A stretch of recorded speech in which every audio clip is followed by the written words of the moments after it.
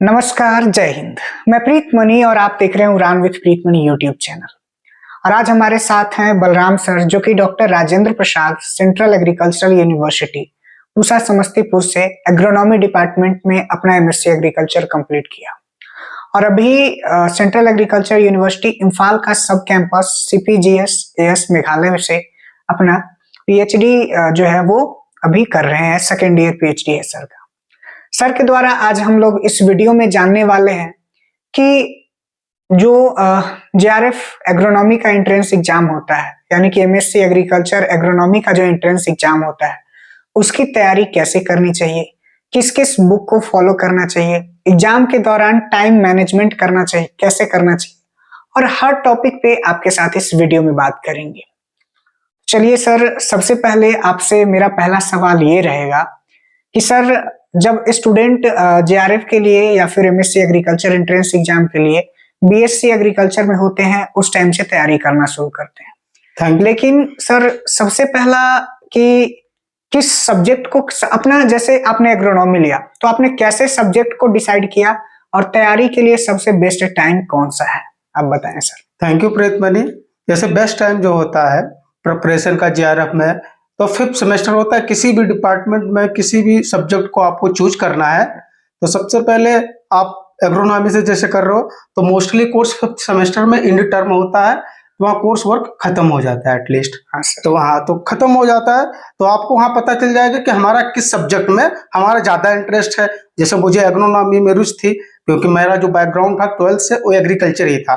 तो field craft पढ़ के मैं फील्ड क्राफ्ट ही मोस्टली पढ़ाया जाता है, तो हमसे पढ़ के तो उसमें अच्छा लगा, इंटरेस्टिंग सब्जेक्ट लगा। लेकिन अब ऐसा नहीं कि एग्रोनॉमी जो फील्ड क्राफ्ट पे डिपेंड है। मोस्टली क्या है, बहुत सारी बुकें हैं, मैथमेटिकल भी है और बीट साइंस भी है, तो इसलिए आपको सबका इंटरेस्ट पता चल जाता है। जैसे बायोलॉजी का बच्चा है तो ब्रीडिंग से मोस्टली अपना रुचि दिखाता है तैयारी करने के लिए। ऐसे हर एक डिपार्टमेंट के लिए अलग अलग जैसे रुचि है। तो मैं एग्रोनॉमी से था तो हम एग्रोनॉमी 5th सेमेस्टर से स्टार्ट कर दिए थे। तो सबसे पहले हमने जो हमारे सीनियर लोग थे मोस्टली गाइड किए। जैसे जनरल एग्रीकल्चर तो सब पढ़ते हैं, नीमराज सुंडा, अरुण का त्यान volume, first second agriculture at a glance R K Sharma की।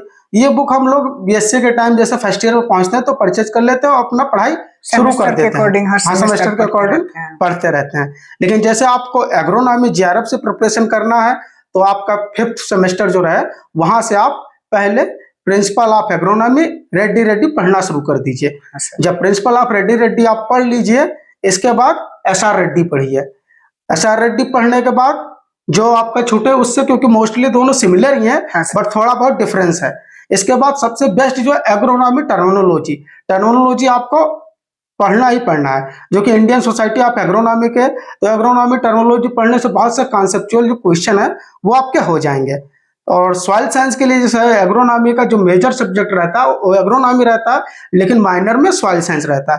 तो सॉइल साइंस के लिए ज्यादा नहीं, आप सॉइल साइंस लिटरेचर पढ़ लो, इतना सफिशियंट है। बाकी जो रेड्डी में भी आपको सॉइल साइंस पढ़ने को मिलेगा, एसआर रेड्डी में भी सॉइल साइंस पढ़ोगे, आप टर्मिनोलॉजी में भी सॉइल साइंस पढ़ोगे। अब बच्चा बीट साइंस से भी क्वेश्चन आते हैं, तो बीट साइंस के लिए आपको एनजी रंगा का जो नोट्स आता है वो सबसे बेस्ट है, जो मैं पढ़ के आया था।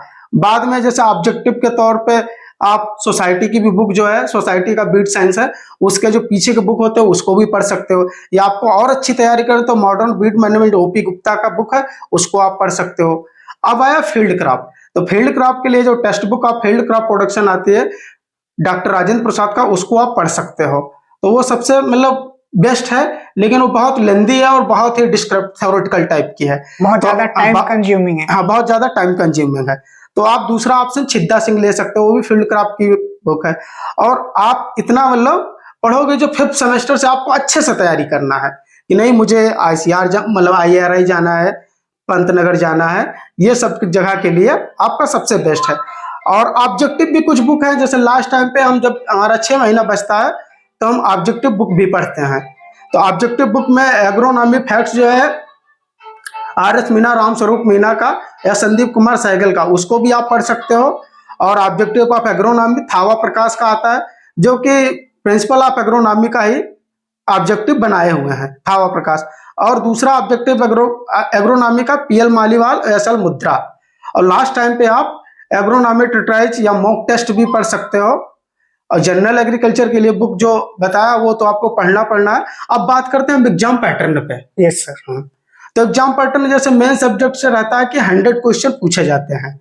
100 क्वेश्चन आपका मेन सब्जेक्ट से रहेगा। जैसे एग्रोनॉमी से तो एग्रोनॉमी सॉइल साइंस मिला के वाटर मैनेजमेंट।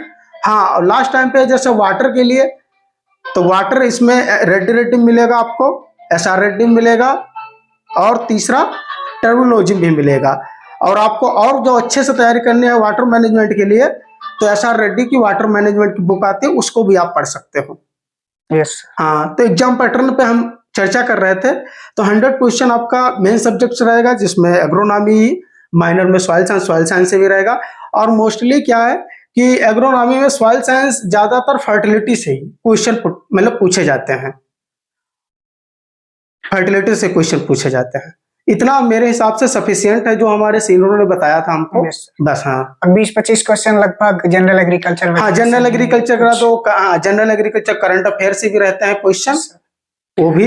सर जैसे होता क्या है कि बहुत सारे स्टूडेंट ऐसे होते हैं जो अपने सेमेस्टर के दौरान या फिर JRF प्रिपरेशन के दौरान सिलेबस को बहुत अच्छे तरीके से कंप्लीट कर पाते हैं, लेकिन जब वो एग्जाम में जाते हैं तो उनसे बहुत सारा क्वेश्चन छूट जाता है कि हाँ मेरा टाइम मैनेजमेंट नहीं हो पाया। तो टाइम मैनेजमेंट स्टूडेंट एग्जाम में कैसे कर पाए, इसके लिए आप क्या सजेशन करना चाहते हैं सर? इसके लिए ये कि मॉक टेस्ट, जो ऑनलाइन मॉक टेस्ट होते हैं, हाँ सर, उसको आप करते रहिए। और जैसे पहले जब क्वेश्चन होता तो मैं 10 में दे चुका हूँ, जब 3rd ईयर में ही था तो उस टाइम मैथमेटिकल क्वेश्चन बहुत आते थे। जैसे इस टाइम तो खाली PPM कन्वर्टेड टू और मतलब मैथमेटिकल में कितने यील्ड से वो पूछ लिया। तो मैथमेटिकल एग्रोनॉमी के लिए अमित भटनागर है जो कि हाँ PPM से रहते हैं क्वेश्चन। पेस्टिसाइड का रिकमेंडेड डोज रहता है, उससे भी आपको क्वेश्चन पूछे जाते हैं कितने % इतने WPA है तो कितना उसकी क्वांटिटी होगी।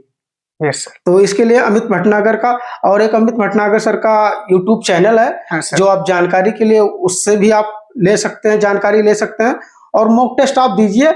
और जैसा कि हम लोग क्या करते थे कि जैसे 6-7 लोग जब एक डिपार्टमेंट के रहते हैं तो पढ़ कर फिर आपस में क्वेश्चन बनाना लगते हैं। क्वेश्चन बनाते हैं, फिर जैसे 6 लोग हैं तो 2 बनाए, फिर 4 लोगों का ले लिए। फिर वो मतलब दूसरे से रोटेट करते रहते हैं। दूसरा बनाएगा फिर 4 लोगों को लेगा। तो ऐसे भी कर सकते हो। और सीनियर से मिल लो तो सीनियर भी पेपर बना देते हैं, हम लोगों के बना देते थे।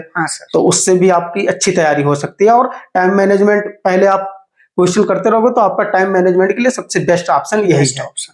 तो लगभग सर ने ये कहा कि अगर आप इन सब चीजों को फॉलो करते हैं, वो भी केवल आपको फॉलो नहीं करना है, रेगुलर फॉलो करना होता है। अगर ऐसा नहीं कि आपने एक दिन फॉलो कर लिया, नेक्स्ट डे आपने छोड़ दिया, ये काम नहीं करना है। अगर आप इन सभी चीजों को रेगुलर फॉलो करते हैं तो आपका JRF एग्रोनॉमी का, मैं ये नहीं कह सकता हूँ कि हाँ 100% आपका JRF हो ही जाएगा, लेकिन आपको कहीं ना कहीं कोई ना कोई सीट आपको मिल जाएगा जहां से आप PG कर सकते हैं। तो इसी तरीके को अपना के आप तैयारी शुरू करिए। हो सकता है आपका JRF भी लग जाए, बहुत अच्छा रैंक आ जाए तो JRF भी लग सकता है। वो चीजें आपके मेहनत के ऊपर डिपेंड करता है। तो आप इस चीजों को फॉलो कर सकते हैं और इसी के अकॉर्डिंग अपनी तैयारी कर सकते हैं। उम्मीद करते हैं ये वीडियो आपको पसंद आया हो, और आप अगर चैनल पे पहली बार आए हैं तो चैनल को सब्सक्राइब कर लें ताकि इसी तरह का आगे हम कोई भी वीडियोज अपलोड करें तो आप तक नोटिफिकेशन पहुंच जाए।